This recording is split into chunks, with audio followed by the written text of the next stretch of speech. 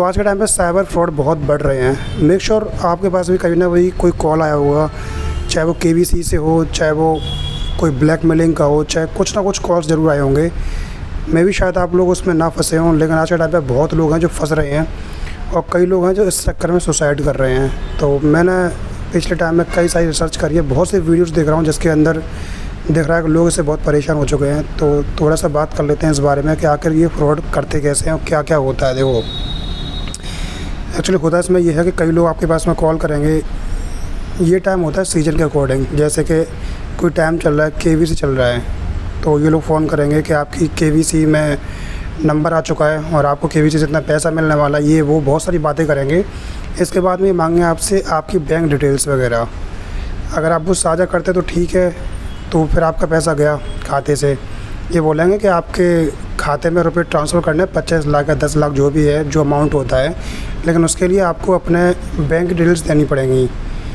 क्योंकि ऐसा होता है, जो पैसा होता है वो उसमें गवर्नमेंट को चार्ज करती है टैक्स वगैरह, और आप वो टैक्स पे करते हैं तो ही आपको पैसा मिल पाएगा आपके खाते में। तो कई लोग होते हैं जो इस लालच में फंस जाते हैं, जो बैंक की जानकारी शेयर कर देते हैं, और जो बैंक की जानकारी शेयर नहीं करते हैं उनके लिए भी एक दूसरा तरीका लोगों ने अपनाया हुआ है। वो है एक एनीडेस्क का टीम बेस्ड सॉफ्टवेयर है, जिसमें आप किसी के मोबाइल को देख सकते हो बहुत ईजी कि वो फ़ोन में क्या कर रहा है, क्या नहीं कर रहा है। इसके अंदर होता ये है कि जैसे वो आपसे इन सॉफ्टवेयर को इंस्टॉल करवाएंगे, उसके बाद में वो आपके फ़ोन को देख पाएंगे कि आप फ़ोन में क्या करते हो, क्या नहीं करते हो। इस तरीके से वो कहीं ना कहीं आपके बैंक खाते तक पहुंच जाएंगे। तो आप किसी के कहने पर भी कभी भी कोई सॉफ्टवेयर वगैरह से अपने फ़ोन में इंस्टॉल ना करें, अपने कार्ड की जानकारी कभी किसी को ना दें। एक तो बात ये रही। दूसरा है एक सेक्सटॉर्शन के टाइम पे इसके मामले बहुत ज़्यादा बढ़ रहे हैं, लेकिन लोग इनकी कंप्लेंट कर ही नहीं पाते हैं, वो भी बेइज्जती के डर से या फिर डर के मारे, जो भी है आप कुछ भी मान सकते हो। इसमें क्या होता है कि जो फ्रॉड होता है वो आपसे कांटेक्ट करेगा आपके फेसबुक के थ्रू, आपसे इंस्टाग्राम के थ्रू, या फिर जो भी सोशल मीडिया ऐप या फिर डेटिंग ऐप्स होते हैं उनके थ्रू। अगर कोई लड़का है तो कोई लड़की आपसे कांटेक्ट करेगी, लेकिन एक्चुअल में वो आईडी जो है वो एक लड़का ही चला रहा होता है। मेनली ये केस ज़्यादातर इन केसों में फंसते हैं लड़के ही। वो लोग लड़कों को टारगेट करते हैं, लड़कियाँ इतने पैसे दे नहीं पाती हैं, तो लड़के ही बहुत ईजी फिसल जाते हैं। तो इनमें क्या होता है कि जो फ्रॉडस्टर है वो आपसे कांटेक्ट करेगा किसी भी डेटिंग ऐप के थ्रू, उसके बाद में आपसे बातें करेगा 1 दिन 2 दिन, मैक्सिमम इनका टाइम होता है 2 दिन का। 2 से ज़्यादा ये किसी भी लोगों पर टाइम वेस्ट करते नहीं जाता, सिर्फ 2 दिन में के अंदर आपसे वो चीट कर लेगा। आपसे कांटेक्ट किया, इसके बाद में आपसे पूछेगा आपके बारे में, आपकी डेली रूटीन के बारे में, फैमिली में कौन है, जो डिटेल्स होती है सब ले लेगा आपसे। लेकिन ये हमेशा बात करेंगे आपसे व्हाट्सएप पर ही, यानी टेक्स्ट में ही। अगर कोई बात करता है, अगर मान लो कॉल पर, समझ जाओ वो लड़की एक फ्रॉड है, जो भी इस तरीके से। इसके बाद में क्या करते हैं ये लोग, इनका तरीका बहुत ईजी है। ये आपसे बोलेंगे वीडियो कॉल करने के लिए, और जब आप वीडियो कॉल करोगे तो ये अपने कैमरे के सामने, अगर कोई लड़का है तो अपने फ़ोन के सामने एक न्यूड वीडियो प्ले कर देंगे, या फिर आप बोल सकते हैं एक गंदी वीडियो जिसमें लड़की अपने कपड़े उतार रही है या फिर कुछ भी कर रही है, ऐसी एक वीडियो ये लोग प्ले कर देंगे। और उधर वो कर लेंगे स्क्रीन रिकॉर्डिंग। इसमें लगेगा जैसे कि आप किसी लड़की को इस तरीके से देख रहे हैं।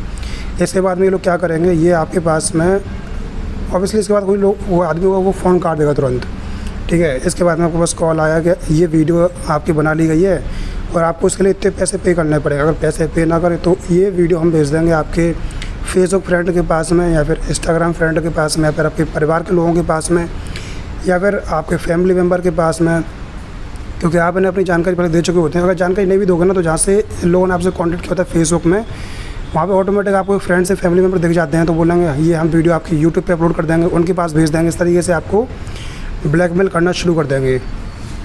आप डरोगे। इसके बाद में दोबारा एक और बार कॉल आएगा किसी पुलिस वाले का।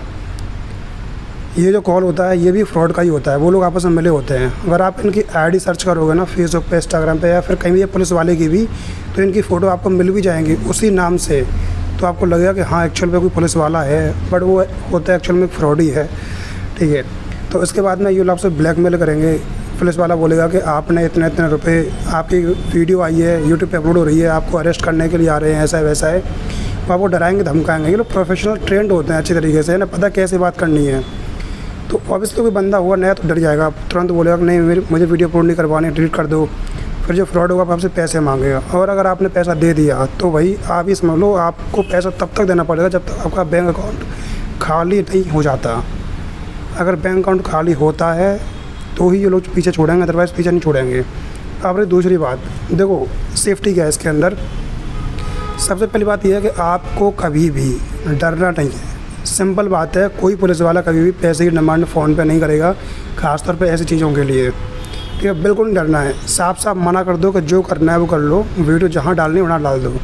अगर आपने एक बार मना कर दिया तो ये कुछ नहीं करेंगे वो लोग। उन्हें पता होता है कि पैसे नहीं मिलना है, तो ये लोग तुरंत नंबर ब्लॉक करके चले जाते हैं वहाँ से। देखना अगर कोई ऐसा कभी हुआ हो आपके साथ में, आप नोटिस किया होगा, हमेशा नंबर ब्लॉक करके वहाँ से चले जाएंगे आपसे। ठीक है, पुलिस वाला होता है, कोई फ्रॉड होता है सब लोग। तो आपको किसी भी कंडीशन में पैसे नहीं देने और डरना तो बिल्कुल नहीं है। उनसे बोल देना जहाँ डालनी है वीडियो वहाँ डाल दे, कोई दिक्कत नहीं है, या गाली गलौज चले भगा देना इस तरीके से। तो कभी भी फंसना नहीं है इनके जाल में किसी भी तरीके से, ये आप ध्यान रखिएगा। और दूसरा तरीका ये भी आज के टाइम पे ये KBC का हो गया, एक सब्सक्रिप्शन हो गया, इसमें लोग पुलिस कंप्लेंट बहुत कम कर पाते हैं। लेकिन आई थिंक अगर डरोगे नहीं, पैसे नहीं दोगे तो मे भी ये सब कभी होगा भी नहीं। तो इसका ये तरीका है बचने का। दूसरा है, कई लोग बोलते हैं आपके पास में कि आपको KBC से कोई कॉल आएगा, जैसे चल रहा सीज़न, इस समय पे ये लोग सीज़न के अकॉर्डिंग अपने काम चेंज करते रहते हैं। अगर चल रहा है KBC चल रहा है तो आपसे बोलेंगे कि आपके KBC में नंबर आ गया है, आपको इतने रुपए का अमाउंट है जो आपके बैंक खाते में डालना है। इसके लिए आपको एक फ़ीस पे करनी पड़ेगी जो गवर्नमेंट की ओर से होती है। आपको ये वो डॉक्यूमेंट दिखाएंगे कि ये जो डॉक्यूमेंट है, इसमें आपका बकायदा नाम दिखाएंगे, ये जो नाम है आपका, जो भी है। ये आपसे मिनिमम अमाउंट चार्ज करेंगे 10,000 5,000 रुपये इस तरीके से। लेकिन मिलना आपको उसमें कुछ भी नहीं है। ये बस बोल देंगे आपको 25 लाख रुपए मिलने वाले हैं, फिर KBC में आपका नंबर आने वाला है। अगर आपको KBC पे सीट पे जाना है तो फिर आपको इतने रुपये पे करने पड़ेंगे, जो भी है। अब मैक्सिमम ऑडियंस जो है हमारे इंडिया के, वो KBC देखती है। सभी चाहते हैं कि उनका नंबर KBC में आ जाए और वो लोग करोड़पति बन जाएँ, करोड़ रुपये जीतते आ जाएँ। लेकिन ये सब एक फ्रॉड है, सब जाल है। कोई वेबसाइट भी अगर आपको दिखाए ना कोई कि ये वेबसाइट है KBC की, आप कभी भी वेबसाइट का जो URL वो चेक करना, वो कभी भी KBC का नहीं होगा। वो हमेशा कुछ ऐड कर देते हैं, जैसे KBC.com, कोई एक वर्ड लगा देंगे जिससे डोमेन मिल जाता है उन्हें। तो वो वेबसाइट ही फेक होती है, सब कुछ ये फेक है। कभी भी किसी को अमाउंट पे करना ही नहीं है, चाहे वो किसी भी चीज़ के लिए, चाहे वो जॉब के लिए हो। कई लोग जॉब के रिगार्डिंग कॉल करते हैं कि आपकी जॉब लगने वाली है, उसके लिए आपको इतने रुपये पे करने पड़ेंगे। नेवर, वो भी कभी मत करो, क्योंकि अगर कोई आपको जॉब करनी है तो सिंपल बात है, कोई आपको पैसे दे रहा है, ना कि कोई आपसे पैसे लेगा। ठीक है, कई लोग फंसते हैं इसमें लोन के झांसे में कि आपको इतने रुपये का लोन चाहिए। इनके पास डेटा होता है सब लोगों का, ये लोग डेटा खरीदते हैं कंपनियों से। उन्हें मालूम होता है कि किस आदमी को लोन की ज़रूरत है, किसको नहीं है। इन्होंने डेटा परचेज़ कर लिया, फिर आपको कॉल करेंगे कि आपको इतने रुपये का लोन लेना है, हम लोन करवा देंगे, बट हमें इतने रुपये देना पड़ेगा, वो भी लोन से पहले। कभी मत देना, ये भी फ्रॉड है। कई लोग ऐसे तरीके से लूटते हैं लोगों को कि आपका हम लोन करवा देंगे, ये करवा देंगे। और कोई पहचान का तो चलो बात अलग है, अदरवाइज़ कोई अगर आपसे अनजान आदमी पैसे मांगता है किसी भी तरीके से, तो वो पैसे आपको कभी नहीं देना है किसी भी कंडीशन में। ये बात लड़का लड़की दोनों के लिए होती है, दोनों पे लागू होती है कि मतलब कभी भी ऑनलाइन किसी भी स्कैम में नहीं फंसना है।